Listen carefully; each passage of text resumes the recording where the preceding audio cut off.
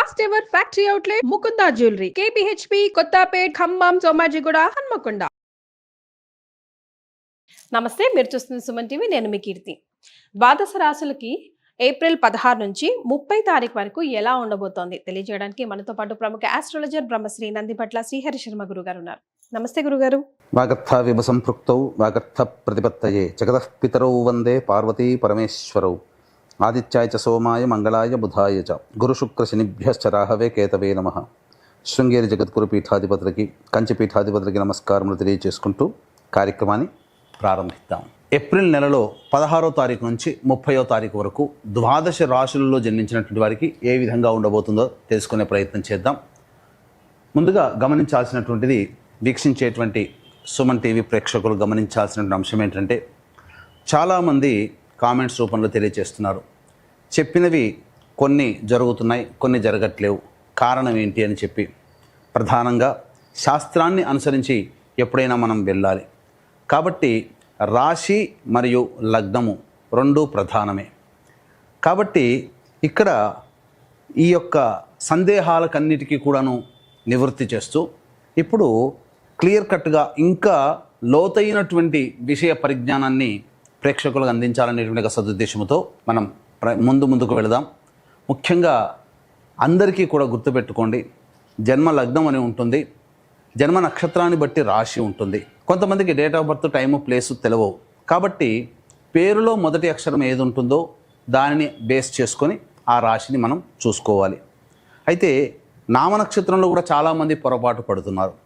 కాబట్టి ఇక్కడ వాటికి సంబంధించినటువంటిది, ఉదాహరణకి శ్రీనివాస్ అనే పేరుందనుకోండి, ఏం చూస్తున్నారు? కుంభరాశి చూస్తున్నారు, కాదు, తులారాశి చూసుకోవాలి. ఇలా కాబట్టి ఎవరైనా కానీ జన్మించిన లగ్నాన్ని ఆధారంగా చేసుకొని మొట్టమొదటిగా మనం చూసుకోవాలి. జన్మ లగ్నం తెలియని వాళ్ళు కనీసం రాశి నుంచి చూసుకోవాలి. ఈ జన్మలగ్నము రాశి రెండూ తెలియనటువంటి వాళ్ళు నామ నక్షత్రం మీదుగా చూసుకోవాలనేటువంటిది విషయాన్ని ప్రేక్షకులకు తెలియజేస్తున్నాను. కాబట్టి ఈ పట్టు నుంచి మనము లగ్నాన్ని బేస్ చేసుకొని మరియు రాశిని బేస్ చేసుకునే విధంగా తెలియజేసుకునే ప్రయత్నం చేద్దాం.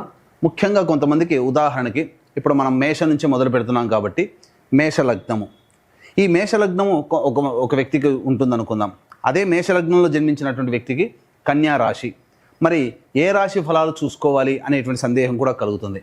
కాబట్టి ఇక్కడ నివృత్తి చూస్తూ మొట్టమొదటిగా లగ్నమే ప్రధానం కాబట్టి ఎవరు ఏ లగ్నంలో జన్మించారో ఆ లగ్నాన్ని బేస్ చేసుకునే పరిహారాలు చూసుకుంటే మీకు ఖచ్చితంగా అన్నీ సరిపోతాయి. అది గుర్తుపెట్టుకోండి. లగ్నము తెలియని వాళ్ళు అప్పుడు రాశి చూసుకోవాలి. అంటే ఒకరిది మేషలగ్నం అయి ఉండి కన్యా రాశి అయితే లగ్నాన్ని మేషలగ్నంగానే ప్రధానంగా చూసుకొని ఫలితాలు బేరీజ్ వేసుకోవాలి.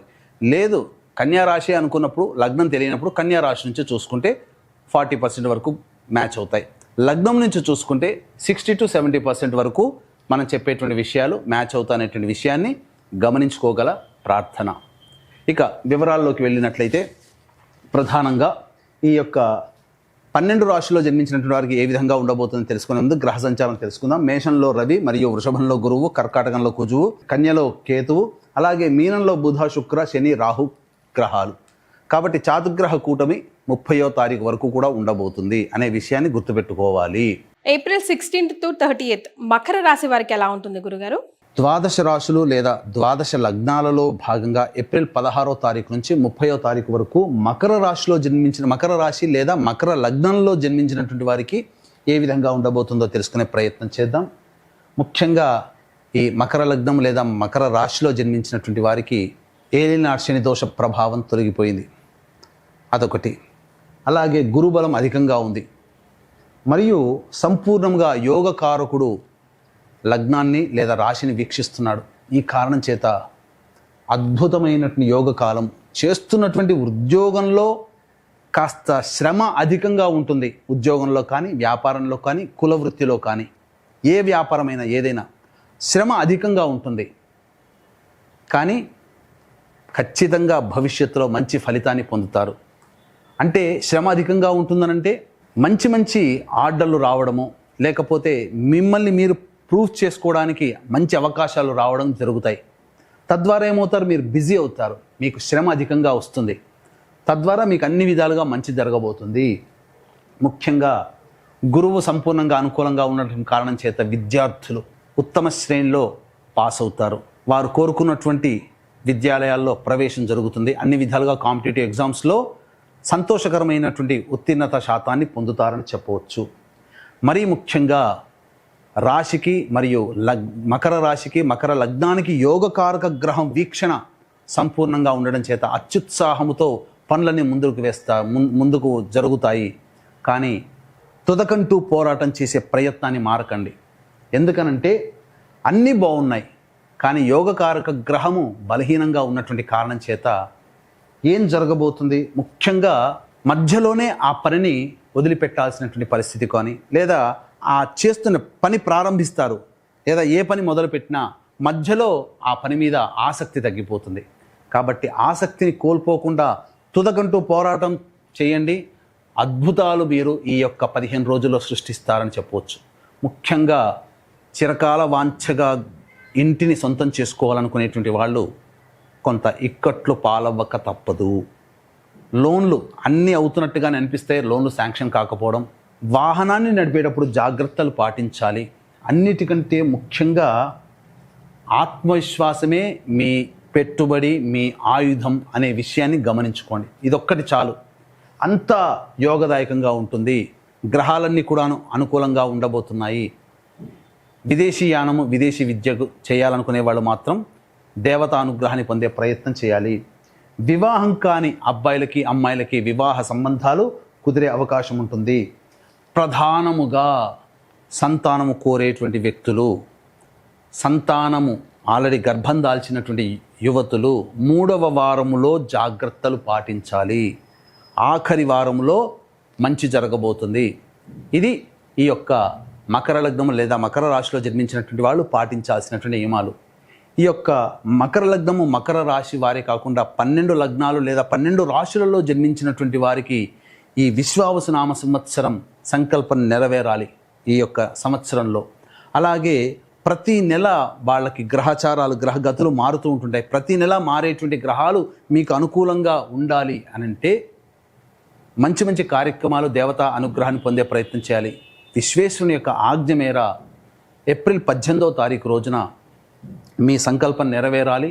12 నెలల పాటు మారేటువంటి గ్రహాల యొక్క స్థితిగతులకి అనుగుణంగా గ్రహానుగ్రహం కలగడం కోసం, జాతకరీత్యా ఉన్నటువంటి దోషాలు తొలగిపోవడం కోసం సంకల్ప సిద్ధి హోమాలు, సర్వదోష నివారణ పూజల హోమాలు అనేటువంటివి సంవత్సరం పాటు చేయడం జరుగుతుంది. వీటికి శ్రీకారం కాశీ క్షేత్రంలో ఏప్రిల్ 18వ తారీఖు రోజున ప్రారంభమవుతుంది. అవకాశం ఉన్న వాళ్ళు ఇట్టి మహత్తరమైనటువంటి కార్యక్రమంలో సభ్యులుగా ఎలా చేరాలనుకునే వాళ్ళు కార్యక్రమ తదనంతరం కాంటాక్ట్ చేసి పూర్తి వివరాలు తెలుసుకోవచ్చు. ఇక ఆలస్యం చేయకుండా 16వ తారీఖు నుంచి 30వ తారీఖు వరకు ఏ విధంగా ఉండబోతుంది మకర రాశి లేదా మకర లగ్నంలో జన్మించినటువంటి వాళ్ళకి తెలుసుకుందాం. 16, 17, 18వ తారీఖుల్లో అద్భుతంగా మీకు యోగదాయకంగా ఉంటుంది. అన్ని రకాల వృత్తి, ఉద్యోగ, వ్యాపార రంగంలో ఉన్నటువంటి వాళ్ళకి ధనాదాయం చాలా చక్కగా ఉంటుంది. ప్రోత్సాహం ఎక్కువగా ఉంటుంది. సంతోషకరంగా ఉంటారు. మంచి జీవితాన్ని గడుపుతారని చెప్పవచ్చు. 19, 20 తారీఖుల్లో ఖర్చులు అధికంగా ఉంటాయి కాబట్టి జాగ్రత్తలు పాటించండి. మానసికమైనటువంటి ఆందోళన అధికంగా ఉంటుంది. ఏ పని చేయాలన్నా ఆసక్తి ఉండదు, ఇది గమనించండి. 21, 22వ తారీఖుల్లో అత్యుత్సాహం ఉంటుంది, కానీ మీరు తుదకంటూ ఆ పనిని పూర్తి చేయలేరు. కాబట్టి దైవతానుగ్రహాన్ని పొందే ప్రయత్నం చేస్తూ జాగ్రత్తలు కనుక పాటించినట్లయితే మంచి ఫలితాలు పొందుతారు. విందులు, వినోదాలు కుటుంబ సభ్యులతో ఆనందంగా గడుపుతారు. పెద్దల యొక్క ఆశీర్వచనాలు తీసుకుంటారు. 23, 24 తారీఖుల్లో ప్రధానంగా సంతానంతో ఇబ్బంది పడేటువంటి వాళ్ళు జాగ్రత్తలు పాటించాలి. ముఖ్యంగా ధనపరముగా కష్ట నష్టాలు ఎదుర్కోవాల్సినటువంటి పరిస్థితి, మరియు కుటుంబ సభ్యులతో వాగ్వివాదాలు మరియు ఇష్టమైన వ్యక్తులు దూరమయ్యే అవకాశాలు గోచరమవుతున్నాయి. కాబట్టి లౌక్యాన్ని వ్యవహరిస్తూ మీ వాక్కుని అదుపులో పెట్టుకునే ప్రయత్నం చేయండి. 25, 26 తారీఖుల్లో అన్ని విధాలుగా సహాయ సహకారాలు పొందుతారు. ధనపరమైనటువంటి సమస్యలు తీరుతాయి. ముఖ్యంగా రాని బాకీలు వసూలవుతాయి. పాత మిత్రుల యొక్క కలయిక మీకు ఆనందాన్ని కలగచేస్తుంది. స్త్రీ సౌఖ్యం లభిస్తుంది. కోల్పోయినటువంటి దాంపత్యము చక్కగా కలిసిపోతారని చెప్పవచ్చు. 27, 28వ తారీఖుల్లో వాహనాన్ని నడిపేటప్పుడు జాగ్రత్తలు పాటించాలి. వాహన ప్రమాదాలు చోటు చేసుకునే అవకాశం గోచరమవుతుంది. అంతేకాకుండా చేస్తున్నటువంటి ఉద్యోగంలో ఉన్నటువంటి వాళ్ళు జాగ్రత్తలు పాటించండి. ఉద్యోగపరంగా ఇబ్బందులు ఎదుర్కొంటారు. అంతేకాకుండా వాహన మరమ్మతులకి గృహోపకరణాలకి ఎక్కువగా ఖర్చులు పెడతారు, ప్రశాంతత లేని జీవితాన్ని గడుపుతారు. 29, 30వ తారీఖుల్లో వృధా కాలయాపన జరుగుతుంది, సంతానం మూలకంగా ఖర్చులు పెరుగుతాయి. అంతేకాకుండా అజీర్తి, అనారోగ్యము, ఎసిడిటీ సంబంధించినటువంటి ఇండైజేషన్ వీటి సమస్యలతో బాధపడే అవకాశాలు గోచరమవుతున్నాయి. ఏది ఏమైనప్పటికీ కూడాను అనుకున్న పనులు సకాలంలో పూర్తి చేసుకోలేకపోతారని చెప్పవచ్చు. ఎస్, మరి మకర రాశిలో జన్మించిన మహిళలకు కూడా అంతే బాగుంటుందంటారా? మకర రాశి లేదా మకర లగ్నంలో జన్మించినటువంటి మహిళలు ముఖ్యంగా గురుతర బాధ్యతలు పెరుగుతాయి. ఇంతకుముందు మిమ్మల్ని తీసిపడేసినటువంటి వ్యక్తులు మిమ్మల్ని గౌరవించి సాదరంగా మిమ్మల్ని అక్కున చేర్చుకుంటారు. కాకపోతే బాధ్యతల నిర్వహణే సక్రమంగా చేయలేకపోవడం వల్ల ఇబ్బందికర పరిస్థితులు. ముఖ్యంగా అన్ని విధాలుగా ఆనందదాయకంగా గడుపుతారు, కానీ తుదకంటూ పోరాటం చేయలేకపోవడం వల్ల, మధ్యలోనే ఆ పనులు పూర్తి చేయలేకపోవడం వల్ల ఎదుటి వాళ్ళ యొక్క కోపానికి మరియు వాళ్ళ యొక్క చీత్కారాలకి గురవ్వాల్సినటువంటి పరిస్థితి. గర్భావతులు ముఖ్యంగా 23, 24 తారీఖుల్లో జాగ్రత్తలు పాటించండి. వివాహం కావాల్సినటువంటి అమ్మాయిలకి వివాహ సంబంధాలు నిశ్చయమవుతాయని చెప్పవచ్చు. ఆనందదాయకంగా ఉంటుంది. గృహిణులకి ఆనందకరమైనటువంటి పరిస్థితులు ఉంటాయని చెప్పవచ్చు. సో ఇంకా ది బెస్ట్గా ఉండడానికి కొంతమందికి డిస్టర్బెన్స్ ఉన్న వారికి ఎలాంటి పరిహారాలు పాటిస్తే బాగుంటుందంటారు? ఈ యొక్క మకర లగ్నం లేదా మకర రాశిలో జన్మించినటువంటి వాళ్ళు సమస్యల నుంచి బయటపడడం కోసం ప్రతిరోజు కూడా సూర్యుడికి నమస్కారం, సూర్యాష్టకం 6 సార్లు పారాయణం చేయడం, విష్ణు సహస్రనామ పారాయణం చేసుకుంటే చాలా మటుకు సమస్యలు తగ్గుముఖం పడతాయి. అలాగే శివాజ్ఞ మేర, కాశీ విశ్వేశ్వరుని యొక్క ఆజ్ఞ మేరకి ఏప్రిల్ 18వ తారీఖు రోజు నుంచి సంవత్సరం పాటు మీ యొక్క సంకల్పం నెరవేరాలి, మీ జాతకరీత్యా ఉన్నటువంటి సమస్యలు తొలగిపోవాలనే ఉద్దేశంతో సంకల్ప సిద్ధి, సర్వదోష నివారణ పూజలు, హోమాలు ప్రారంభమవుతున్నాయి. ఏప్రిల్ 18వ తారీఖు రోజున అవకాశం ఉన్న వాళ్ళు ఇటు కార్యక్రమ తదనంతరం కాంటాక్ట్ చేసి పూర్తి వివరాలు నమోదు చేసుకోవచ్చు. చాలా సంతోషం గురుగారు, ధన్యవాదాలు. సర్వం శ్రీ ఉమామహేశ్వర పరబ్రహ్మార్పణమస్తు.